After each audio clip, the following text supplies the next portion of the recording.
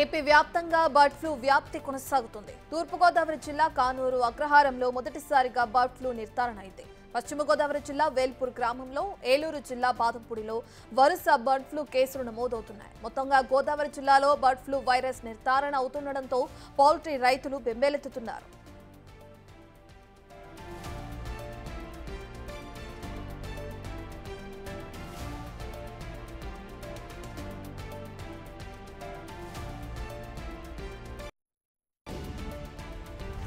రాష్ట్ర వ్యాప్తంగా అనేక పౌల్ట్రీల్లో కోళ్లు పెద్ద ఎత్తున మృత్యువాత పడుతున్నాయి. తాజాగా ఎన్టీఆర్ జిల్లా అణువలూరు గ్రామంలో 20,000 కోళ్లు చనిపోవడంతో ఆ గ్రామాన్ని రెడ్ జోన్ గా ప్రకటించారు అధికారులు. బయట ప్రాంతాల నుంచి ఏపీలోకి కోళ్లు కానీ కోడిగుడ్లు కానీ రాకుండా జాగ్రత్తలు తీసుకుంటున్నారు. ఈ క్రమంలో గరికపాడు వద్ద చెక్పోస్ట్ ఏర్పాటు చేశారు పశుసంవర్ధక శాఖ అధికారులు.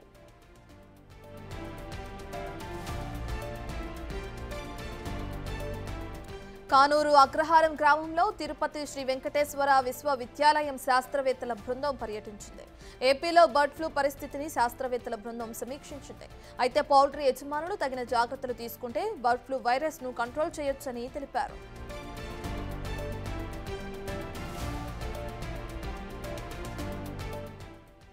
ఏపీలో కొనసాగుతున్న బర్డ్ ఫ్లూకి సంబంధించిన పూర్తి డీటెయిల్స్ అందించడానికి మా ప్రతినిధి శివశంకర్ లైవ్ లో జాయిన్ అవుతున్నారు.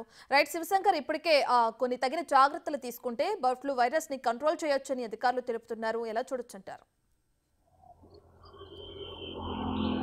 చూసుకున్నట్లయితే ఏపీ వ్యాప్తంగా బర్డ్ ఫ్లూ అయితే కలకలం రేపుతుందని చెప్పుకోవాలి. మొట్టమొదటిగా తూర్పుగోదావరి జిల్లా కానూరు అగ్రహారం గ్రామంలో అయితే బర్డ్ ఫ్లూ నిర్ధారణ జరిగింది. బర్డ్ ఫ్లూ వైరస్ సంబంధించి అనేక కోళ్లు చనిపోవడంతో ఆ పౌల్ట్రీకి సంబంధించిన పూర్తిగా 62,000 కోళ్లు చనిపోవడంతో రైతు అయితే ఆ శాంపిల్స్ తీసుకుని పూర్తిగా అయితే పూణేలో ఏదైతే భూపాల్ ల్యాబ్కి పంపించారో భూపాల్ ల్యాబ్ లో కూడా ఈ బర్డ్ ఫ్లూ కన్ఫర్మ్ అయింది. తర్వాత దానికి సంబంధించి మిగిలిన కోళ్లను కూడా అధికారులు అయితే డిస్ట్రాయ్ చేసిన పరిస్థితి కనిపిస్తుంది. అక్కడి నుంచి చూసుకున్నట్లయితే ఈస్ట్ గోదావరి మిత్తిపాడులో కూడా శాంపిల్స్ పంపించారు. దానికి సంబంధించిన రిపోర్ట్ ఇంకా రావాల్సి ఉంది.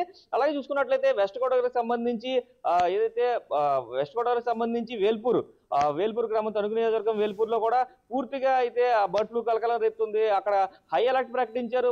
1 కిలోమీటర్ రెడ్ జోన్ గా 10 కిలోమీటర్లో సర్వేలెన్స్ జోన్ గా కూడా ప్రకటించారు. అదేవిధంగా చూసుకున్నట్లయితే ఏలూరు జిల్లా బాదంపూడి కావచ్చు, అదేవిధంగా చూసుకున్నట్లయితే ఎన్టీఆర్ జిల్లాలో కూడా అలుగులూరులో కూడా పూర్తిగా 20,000 కోళ్లు చనిపోవడంతో అక్కడ కూడా రెడ్ జోన్ ప్రకటించారు. పూర్తిగా చూసుకున్నట్లయితే పౌల్ట్రీ రైతులందరూ కూడా బెంబేలెత్తిపోతున్న పరిస్థితి కనిపిస్తుంది. ఎందుకంటే అనేక కోళ్లు, వేల సంఖ్యలో కోళ్లు మృత్యువాత పడడంతో అయితే పౌల్ట్రీ రైతులందరూ కూడా తీవ్ర ఆవేదన వ్యక్తం చేస్తున్నారు. లక్షల్లో నష్టపోతున్నట్టు కూడా చెప్తున్న పరిస్థితి కనిపిస్తుంది. అయితే శాస్త్రవేత్తలు కూడా నిన్న కానూరు అగ్రహారానికి అయితే శాస్త్రవేత్తల బృందం చేరుకుంది.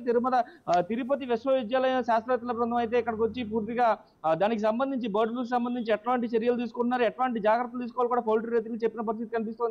అయితే ప్రస్తుతం ఏపీలో అయితే కంట్రోల్లో ఉందని శాస్త్రవేత్తలు చెప్తున్నప్పటికీ కూడా పౌల్ట్రీ రైతులు అయితే మాత్రం తీవ్రంగా నష్టపోతున్నామని చెప్తున్నారు. ఇటు పక్కన బర్డ్ ఫ్లూ ఎఫెక్ట్ కి సంబంధించి ఏదైతే సర్వేలెన్స్ ఏరియాలో ఉన్న 10 కిలోమీటర్ల వరకు కూడా మాంసం దుకాణాలన్నీ కూడా క్లియర్ గా మూసివేయించిన పరిస్థితి కనిపిస్తుంది. 22 రోజుల పాటు మాంసం విక్రయాలు కానీ, కోడిగుడ్ల విక్రయాలు కానీ, కోడి మాంసం విక్రయాలు కానీ పూర్తిగా నిషేధం విధించారు కలెక్టర్లు అయితే ఈ నేపథ్యంలో ప్రజలందరూ కూడా పానిక్ అవుతున్న పరిస్థితి కనిపిస్తుంది. ఒక పక్క డాక్టర్లు అవగాహన సదస్సులు పెట్టి ఇండియన్ మెడికల్ అసోసియేషన్ ద్వారా కూడా పూర్తిగా బాయిల్ చేసి అంటే 70 డిగ్రీస్ టెంపరేచర్ వద్ద బాయిల్ చేసిన ఈ ఎగ్స్ కానీ లేదంటే మాంసం కానీ తినడం వల్ల ఎటువంటి ఫ్లూ రాదు, బర్డ్ ఫ్లూ ఎఫెక్ట్ రాదని కూడా చెప్తున్న పరిస్థితి కనిపిస్తుంది. రత్న, ఇప్పటికే చూసుకుంటే బర్డ్ ఫ్లూ వైరస్ అధికంగా ఉన్న నేపథ్యంలో కోడిగుడ్లు కానీ కోళ్ళని కానీ ఎక్కడెక్కడ యూజ్ చేయొద్దని చెప్పి కూడా అక్కడ ఉన్న అధికారులు చెప్తున్నారు. అయితే దీనికి సంబంధించిన మెడిసిన్ కనుక్కోవడం జరిగిందా? అంటే బర్డ్ ఫ్లూ వ్యాప్తి ఇంకా కొనసాగుతుంది, ఒకటి నుంచి ఇంకొక పౌల్ట్రీకి వ్యాప్తిస్తున్న నేపథ్యంలో మరి పశుసంవర్ధక శాఖ అధికారులు ఏదైనా మెడిసిన్ కనుక్కోవడం జరిగిందా? దీని నివారణ చర్యలు ఏమని చెప్తున్నారు?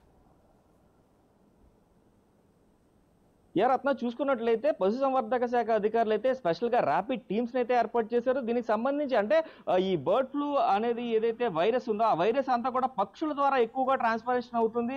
సో ఎవరిని కూడా బయట వాళ్ళని అంటే పక్షులు కానీ, ఇతర వ్యక్తులు కానీ, బయట వ్యక్తులు కానీ పౌల్ట్రీ లోపలికి రానివ్వద్దంటూ కూడా పౌల్ట్రీ వారికి ఇప్పటికే ఇన్స్ట్రక్షన్స్ ఇచ్చిన పరిస్థితి కనిపిస్తుంది. దీనికి సంబంధించి కొన్ని మెడిసిన్స్ కూడా కొన్ని మెడిసిన్స్ కూడా చేపిస్తున్న పరిస్థితి కనిపిస్తుంది. కోళ్ళకి సంబంధించి కొన్ని మెడిసిన్స్ కూడా ఇస్తున్నారు. మెడిసిన్స్ అంతా కూడా పిచికారీ చేయడం వల్ల కూడా ఈ వైరస్ చనిపోతుందని చెప్తున్నారు. అయితే ఎప్పటికప్పుడు వామ్ సిచ్యువేషన్స్ అంటే టెంపరేచర్ 30 degrees పైన ఉంటే ఈ వైరస్ బతికుండే అవకాశం ఉండదు. కాబట్టి ఏపీలో కూడా ఎండలు ముదురుతున్న నేపథ్యంలో కొంచెం వామ్ సిచ్యువేషన్స్ ఉంచాలి. వేడిగా ఉంటే కనుక వైరస్ బతకదు. కాబట్టి కొంచెం ఫార్మ్స్ లో వామ్ సిచ్యువేషన్ ఉండేలా చూసుకోవాలని కూడా పౌల్ట్రీ రైతులకు సూచించిన పరిస్థితి కనిపిస్తుంది. అయితే మెడికేషన్ సంబంధించి జనరల్ గా ఫ్లూ వైరస్లు వచ్చినప్పుడు ఎలాంటి మెడిసిన్స్ ఇస్తారో అలాంటి మెడిసిన్స్ ని ఉపయోగిస్తున్నట్లుగా కూడా పశుసంవర్ధన శాఖ అధికారులు అయితే తెలుపుతున్న పరిస్థితి కనిపిస్తున్నారు. రత్న రైట్, థ్యాంక్ యూ శివశంకర్.